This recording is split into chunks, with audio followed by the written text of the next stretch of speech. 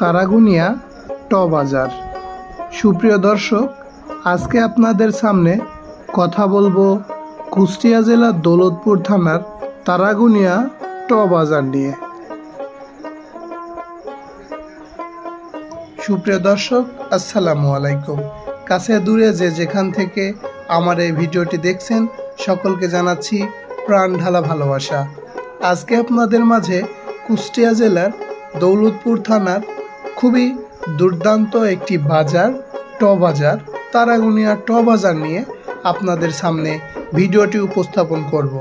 সকাল 6:40 অলরেডি কৃষকেরা তাদের উৎপাদিত ফসল তারাগুনিয়া ট বাজারে নিয়ে চলে এসেছে। উদ্দেশ্য তাদের উৎপাদিত ফসলগুলো তারাগুনিয়া ট বাজারের পাইকারি যে সকল ব্যবসায়ী আছে তাদের কাছে বিক্রি করা। তারাগুনিয়া ট বাজারটি তারাগুনিয়া বাজারেই অবস্থিত। তারাগুনিয়া ট বাজারের মূলত কার্যক্রম কি কি বারে এই ট বাজার বসে, কি পাওয়া যায়, সে বিষয়গুলো নিয়েই আপনাদের সামনে বিস্তারিত আমি জানানোর চেষ্টা করব। কৃষকদের উৎপাদিত ফসল যেহেতু প্রতিদিনই উঠে থাকে, তাই এই ট বাজারটি প্রতিদিন বসে থাকে।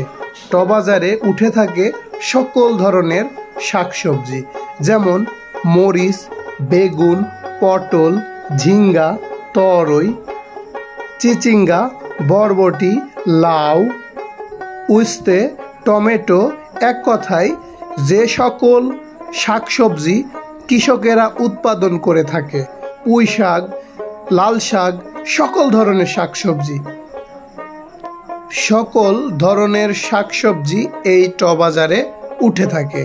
সকাল 6টা থেকে শুরু করে প্রায় দুপুর 11টা পর্যন্ত, 11টা থেকে 12টা পর্যন্ত এই ট বাজারটি জমজমাট থাকে।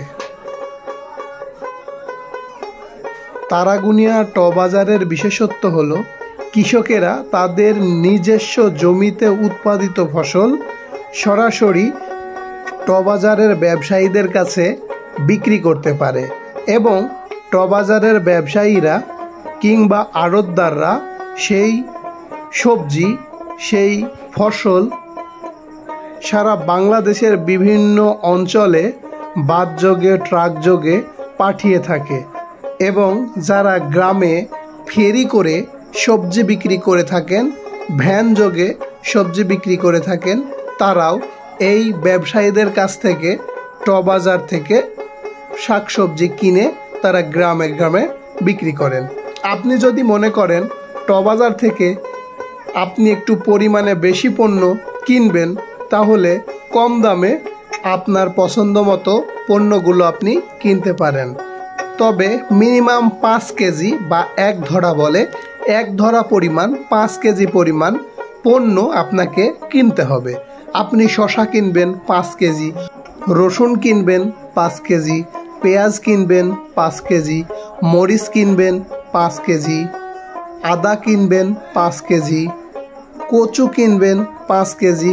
অর্থাৎ এখানে আপনি 5 কেজি পরিমাণ পণ্য যদি আড়তদারের কাছ থেকে কেনেন, তাহলে আপনি পাইকারি দামে কিনতে পারবেন।